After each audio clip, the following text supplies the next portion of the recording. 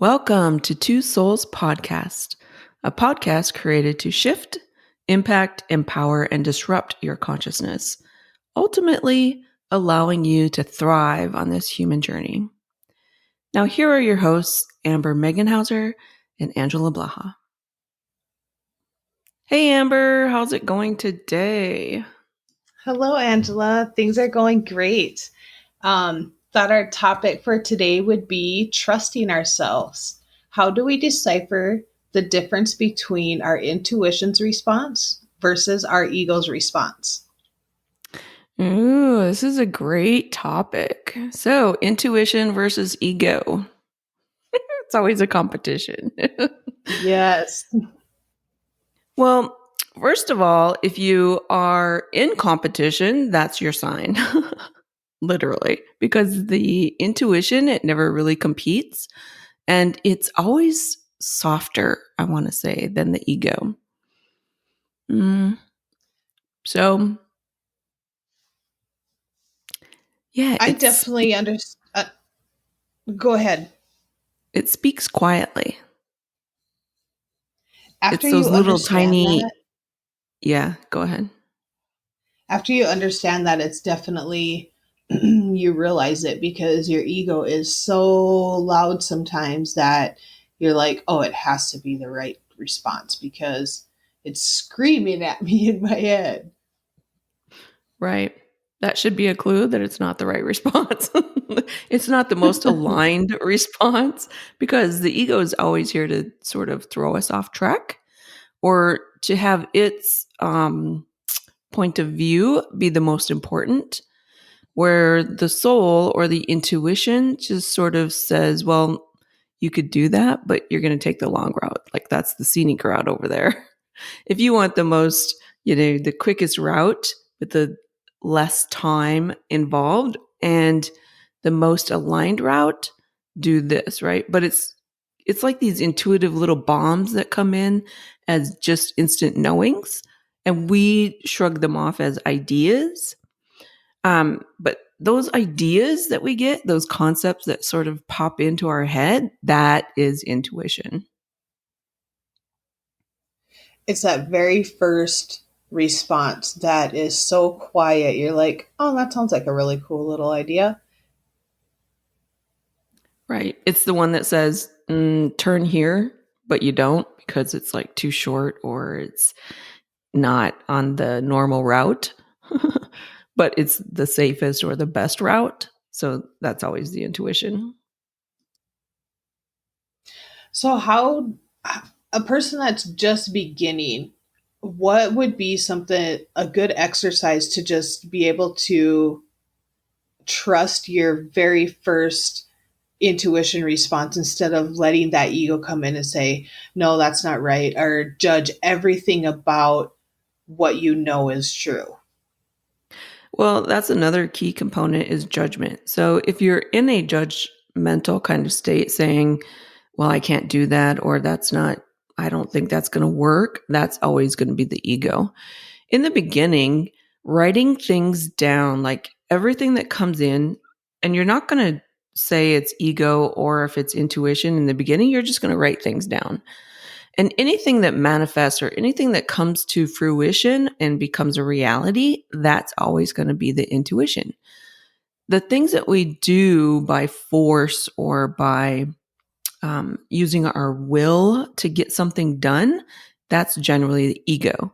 Because when you're truly aligned with your intuition, it just simply flows. There's no work involved. There's no thinking involved. There's no emotions involved. It's just a fluid um, production or reality that gets created. That again is it's a key component. When something is very fluid, we have a tendency to resist the fluidity because we've been trained and programmed to believe that we have to, force things or use our strength or use our power or use our physical strength to get something that we want. But in actuality, that's the furthest from the truth because intuition is fluid. Ego is hard and struggle. So, in the beginning, if you write things down and things come just real natural and very um, cohesive and just like they just get created out of literally nothing, that's your intuition, and you should really start to pay attention to what you're thinking in that moment, to how you're feeling in that moment, to how easy it really is. And if you have belief systems that go against the ease, you need to change those right away, because you'll resist, you'll stop yourself. That creates those blocks that we get in our energy field, or we just feel like we're stagnant, that we can't move forward. Those are the things that get created when you're not listening to your own intuition, or you're resisting your intuition. Journaling definitely is one of the best exercises you can do to completely understand which is the difference. Yeah, because the mind has to see it in black and white in order to believe it. I mean, our minds are very, very literal. And so when you can prove that, oh, this is intuition and this is ego, then the mind starts to come along. Otherwise, it's always going to be bucking the system or resisting the natural flow of who you are, because, again, it's trained to listen to the ego. That's part of the human experience here, is differentiating literally what's ego, that's always going to try to pull you off track and keep you here in this third dimensional kind of mentality and reality. And the intuition is always pushing you, excuse me, or trying to, not necessarily pushing you, but guiding you into a very easy human experience. And yes, So, journaling is a key component, because then the mind can literally see, oh, that's okay, I need to pay attention more to this. yeah, I am definitely one of those people that slacked on the journaling from in the beginning. And after I did start doing it, and you go back and you review stuff, and you're like, whoa, it helps you remember, for one, and then you can really see the difference between what is the ego and what is the your intuition. Right. Then the second thing is probably to start looking at your belief systems. Because if there are times when you are in real flow with the intuition and all of a sudden it stops happening, that's you literally saying, oh, wait, my belief systems don't necessarily match what I'm feeling or what I'm experiencing. So then it will create those blocks. So the first thing is to put everything in writing, get yourself used to flow, freedom, like there's a real easiness about life. And if that stops, then you have to start looking at those belief systems, because they are literally creating um, the distraction, or they're literally, your belief systems align with your ego, because that's what ego is these belief systems that we seem to have, that um, that we want to believe in order to make sense here, to create meaning to our experience here. And if things are really fluid, right, like there's no need to make meaning. And so the ego gets all like, it gets all excited, and it gets all like paranoid that you're going to leave it, right? And so then you have to start looking at those belief systems. And the more that you can see them for what they are and how they hold you back, you can transform them. Now, we're not here to like literally get rid of the ego. That's not part of this experience that we have here. But we can transform these things, because nothing is fixed here. Everything is very fluid. And we can transform these belief systems to align more with the freedom and the flow that we really desire. We need to get our ego to work with our intuition instead of against it. Exactly. But we have to take these we work in a process here. Like this whole third dimension is a process. And so we have to learn how to process our belief systems in order to align or in order to move more into a cohesiveness with the intuition.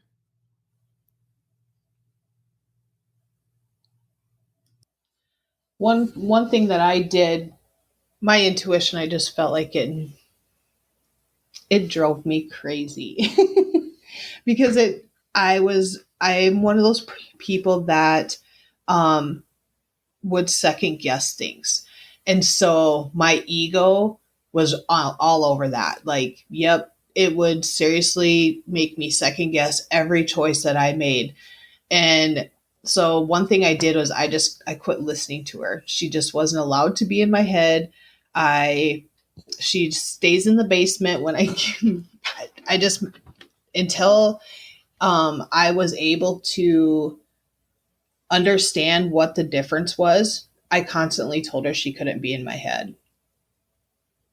Yeah, I teach that as well. So yeah, so I would put mine ego in the bathroom and it could not come out until I allowed it to come out so that I could really get a great sense of my intuitive flow, like accepting that I know things beyond what the third dimension allows, accepting like you have to surrender into that portion of you, right? Because it's not we're not trained to believe in our own intuition, into our seeing, into our knowing, into our hearing, into our senses, and that's how we bring in the intuitive wisdom, and we do it through our senses or we do it through instant knowings.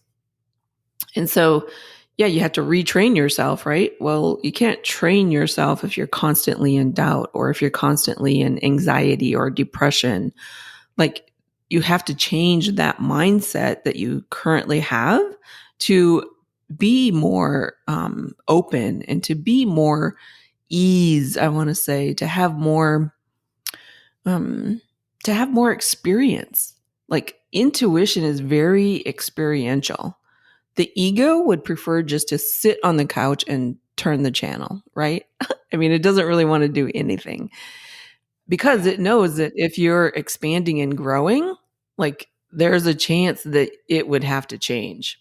And the ego is not about change, but the intuition or the soul self is totally about change. How can I, grow and expand and ascend and enlighten myself? Like, how can I have more experiences here? And the ego is like, yeah, no, I don't want to do that.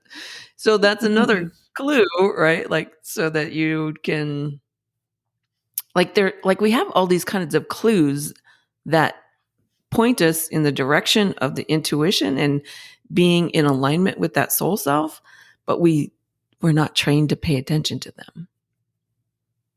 Because our ego always says, no, don't look at that. Yeah, exactly. It's always telling us, it's always in competition with it, right? So it's Yeah. always trying to create some doubt, trying to create not that sense of not enough, of not knowing, like, I don't know how to do that. Like, how many times do we say that? That's the worst thing you could ever do to yourself is say, I don't know. Because then you just second guess everything even Oh, more. absolutely. And it keeps you in an energy of illusion. It keeps you in the energy of not ever making a decision for yourself. It keeps you in the energy of never knowing what's right for you, which is a total lie. It keeps you in that elusive kind of space that the ego just loves because then it doesn't have to do nothing. If it can keep you second guessing all the time, then it's conquered you. Yeah. One day, so one exercise I did with this is I sent my ego to the basement. And one day I was like, you know what? I'm not listening to you. I'm going to just trust everything that happens today. And every time I had a question or whatever it was, I just trusted the response. I didn't I didn't second guess it. I didn't analyze it. I didn't try to figure out why I got the answer I did. I just like let it happen. And it actually was one of the most life changing, where it made me understand the difference between them. Um, I even felt like that day, everything my dog wanted, it told me. And I knew whether it wanted to be fed, whether she wanted out, when she wanted water, all she did was like bark and look at me. And I'm like, oh, okay, that's what you want. It was actually really, really amazing. And I completely just listened instead of trying to analyze every single answer that I got for the day. And after I did that and I practiced that for a whole day, I just like, I set the intention and journaled about how I was not going to second guess anything at all, any answer I got, anything that happened throughout the day. And it was one of the best intuition days I've ever had. I don't know if I've had one that amazing since that day, because I had made the decision and set the intention that that was what was going to happen. And that was the day I actually finally kind of realized the difference between the two of them and how quiet your intuition actually is versus the ego just screaming in your ear saying, no, don't do that. You shouldn't go there. You shouldn't do that. And it definitely makes you understand like how quiet and subtle your intuition really is. Yeah, that was a great practice and that's what surrender is, right? Like when we surrender to our own knowing and creating a practice, a daily ritual, and I don't do rituals, but a daily ritual in that kind of an experience really pulls you into the alignment of your intuition. So, fantastic exercise. So, what are some things that your intuition told you about today? To be honest with you, every time we do one of these the day before, I kind of just sit with it. Or I was up at like 5 o'clock this morning. I just couldn't sleep. I went to bed late and I got up early, and this was just on my mind. And I'm like, okay, what do I need to know about today? What can we do today that is going to have an awesome podcast, whether it was the subject, something to talk about, just anything. And I just kind of always sit with it. That's how, um, even coming up with a name for this or the questions that I want to ask for this, every bit of this has come from meditation and me just listening to my intuition about it. And I guess one of the things for today was we've had some things with our recording, and so I knew that the other ones that we recorded, I was just like, we had so much good information, and they're like, how could I carry that forward? Because when we try to re-record, we get different subjects, and it just leads into a totally different path than what we did the first time. So this morning I sat with it and just wanting to remember everything we talked about before, because there's so much good information here. I don't want to miss nothing. And did we miss anything?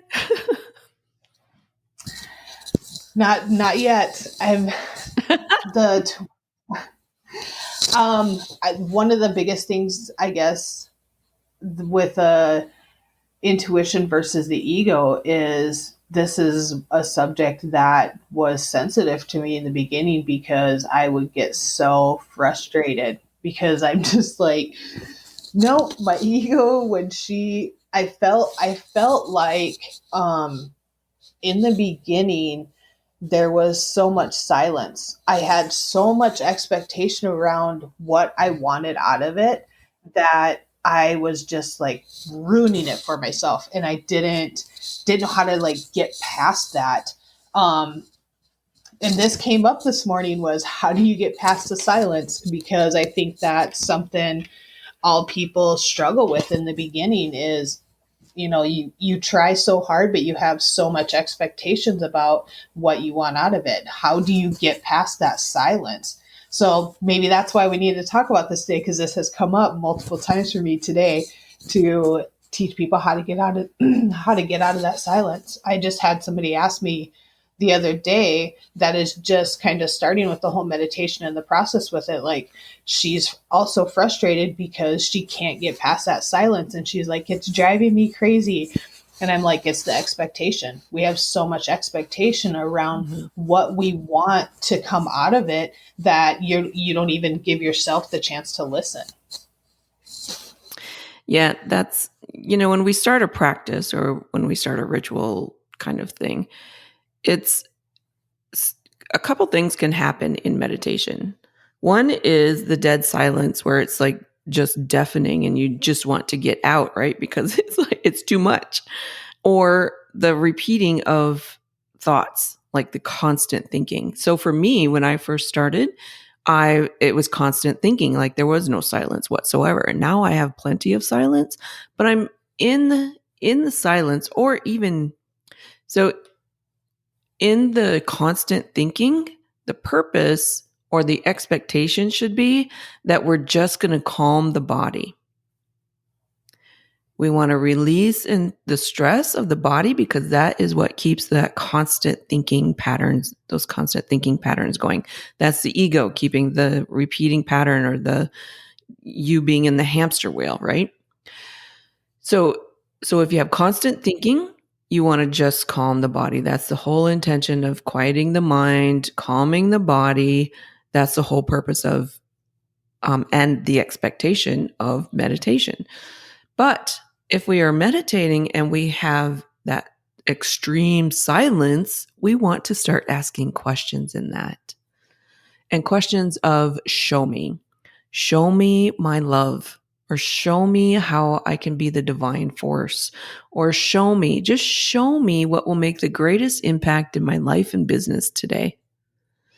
So you want to start asking that kind of question so that you move out of that deafening kind of silence. So it's like the opposite, right? If we have too much thinking, we want to just our intention and the expectation. But the whole point about meditation is to not judge the meditation. So maybe the silence is something that we need because our lives are so extremely busy. And maybe it's the silence that actually calms the body so that, the soul can come out and speak. Or if you're the reversal, maybe calming that body through meditation is how to calm the ego, right? So you have to start looking at who you are as a being and how you operate. Mm. That silence is tough to get past. Um, and I completely agree with you. I think that in the beginning, that's why I struggled with this, because I just had so much stress built up that my mind was just like, you just need to sit here and appreciate the silence because that's what I needed. Right. So, a lot of people start feeling extreme gratitude in the beginning because we again not programmed to express gratitude, right? We're programmed to follow the ego, and the ego never really expresses gratitude, but the intuition does, the soul self does. So, yeah, so trust.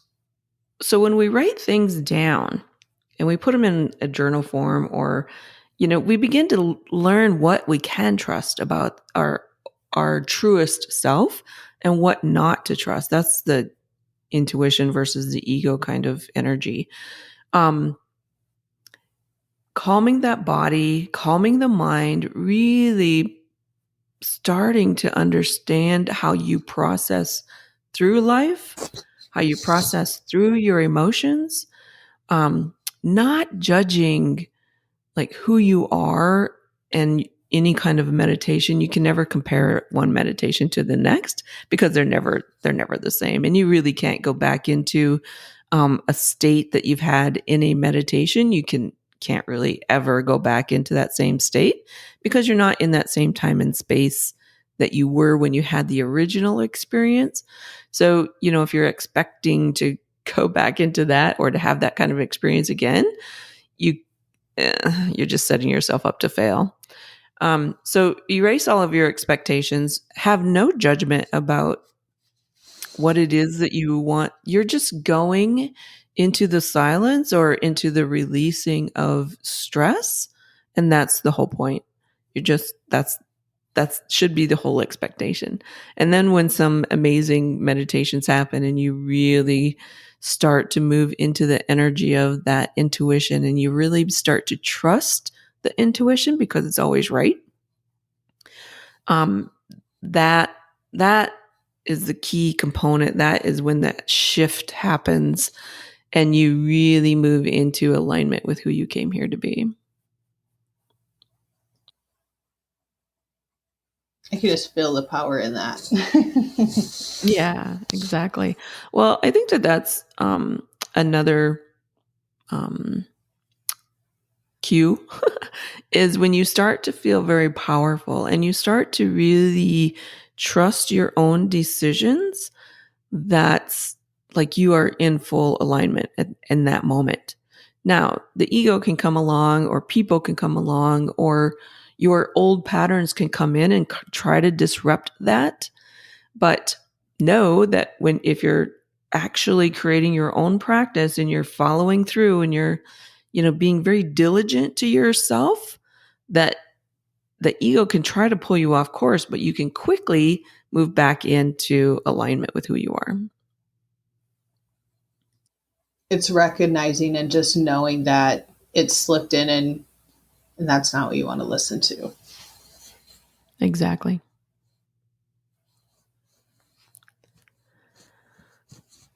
Well, Amber, thank you so much for bringing up this topic of ego versus intuition. It's been an amazing journey with you today. Yes, thank you so much for answering all the questions. It definitely helps me and everyone else. So, we want to thank everybody for sharing this space with us today. We greatly appreciate all of our listeners. If you have a topic that you would like to discuss, please reach out and email us. You can email me at ambermeg2, AMBERMEG2 at iCloud.com. We would love to hear what kind of questions you have, and we would love to talk about that specific subject. Until next time, from our souls to yours, have an amazing day.